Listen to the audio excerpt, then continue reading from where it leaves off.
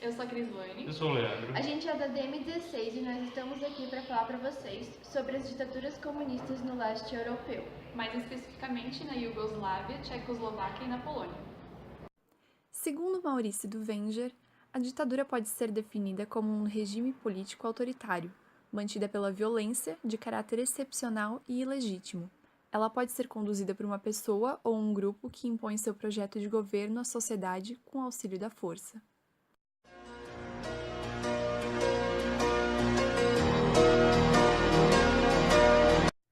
Em 1890, aconteceu uma grande rebelião na Polônia. Milhões de operários criaram o sindicato Solidariedade, sob a liderança do eletricista Lech Wałęsa. Nessa época, quem tomava as decisões nas fábricas e empresas eram diretores nomeados pelo governo, e não o proletariado como deveria ser por causa do socialismo. Esse governo era dominado por um grupo de burocratas do Pope. Para o proletariado, o patrão era o Estado, e este era totalmente antidemocrático. O Sindicato Solidariedade promoveu uma greve geral na Polônia. As exigências dos trabalhadores eram melhores salários, liberdades políticas e fim de alguns privilégios dos burocratas do Pope. Para os poloneses, o governo comunista era uma extensão dos domínios do Império Russo dos czares, que haviam avançado com tanques para a Tchecoslováquia em 1968.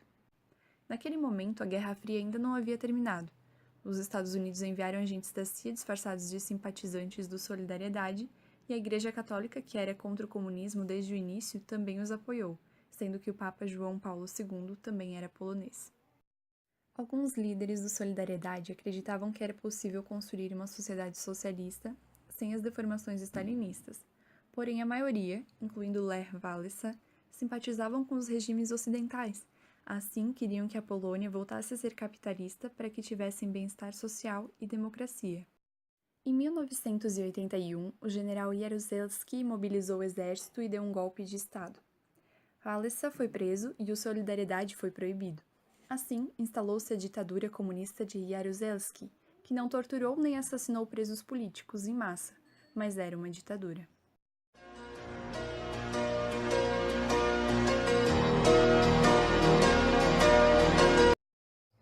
A Federação Iugoslava originou-se após a Primeira Guerra Mundial, a partir de territórios que faziam parte dos impérios austro-húngaro e turco-otomano. Apesar da balcanização étnica e religiosa, a Iugoslávia manteve-se unida após a Segunda Guerra Mundial. Essa união deveu-se à influência e habilidade política de um líder socialista, o Marechal Tito. A Iugoslávia era um país socialista do leste europeu e vários povos diferentes integravam suas 6 repúblicas.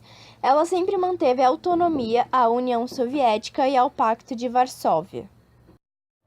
Essas 6 repúblicas eram Sérvia, Croácia, Eslovênia, Montenegro, Bósnia-Herzegovina e Macedônia. Quando o Marechal Tito, que era o líder comunista, morreu, o país se desuniu. Outros fatores que contribuíram foram a perda da popularidade dos comunistas stalinistas e a queda do leste europeu. Desorientadas, as pessoas acreditavam que o nacionalismo poderia reunir a população, porém, esse nacionalismo estava misturado com concepções políticas autoritárias de direita, dentre elas o racismo e a rejeição a outros povos. As repúblicas mais ricas não queriam estar unidas às mais pobres, como a Sérvia, a Eslovênia e a Croácia. Elas acabaram desenvolvendo preconceitos e cada república estava sozinha, sendo que a Sérvia tentava se impor a todas. Em 1991, a Eslovênia e a Croácia declararam-se independentes e assim estourou a Guerra Civil. Em 1992, as tropas da ONU interviram e conseguiram um cessar-fogo. A Sérvia controlou o que sobrou da antiga Iugoslávia. Através de ataques brutais, milhares de pessoas morreram ou perderam as famílias, empregos e casas. Os nacionalistas sérvios montaram campos de concentração parecido com os da Segunda Guerra Mundial e assim massacraram civis bósnios, estupraram meninas, torturaram e roubaram. No lugar do socialismo agora havia barbárie.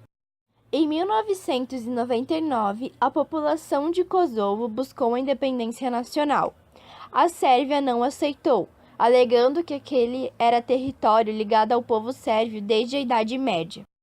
Os Estados Unidos, liderando forças armadas da OTAN, bombardeou a Sérvia até que o presidente Milošević cedesse. Em seguida, as tropas da OTAN assumiram o controle de Kosovo.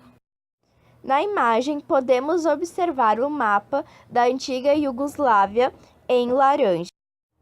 Agora, o mapa atual do território que correspondia à antiga Iugoslávia, sendo composto por 7 países independentes.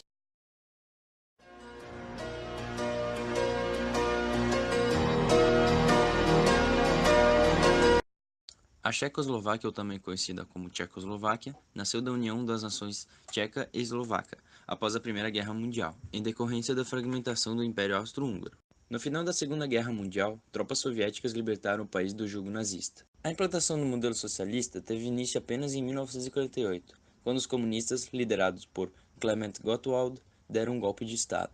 Nos anos de 1960, o comunista moderado Alexander Dubček iniciou uma série de reformas democráticas no país, que se tornaram conhecidas como Primavera de Praga. Entretanto, Moscou não aceitou isso, e em 1968, tropas soviéticas invadiram a Checoslováquia e obrigaram o retorno da linha dura. No final dos anos 1980, as reformas desencadeadas por Gorbachev favoreceram a Revolução de Veludo, assim denominada por ter promovido mudanças sem nenhuma violência.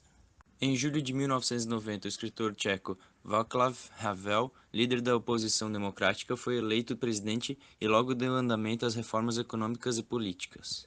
Entretanto, o movimento separatista teve início no seio da nação eslovaca e tornou-se irreversível em 1992. Assim, em 1º de janeiro de 1993, a Tchecoslováquia dividiu-se em 2 estados, a República Tcheca e a República da Eslováquia, que é conhecida até hoje. Aqui nesse primeiro mapa nós temos a Tchecoslováquia e o território que ela abrangia. No segundo mapa já temos a divisão da Tchecoslováquia para a República Tcheca e Eslováquia.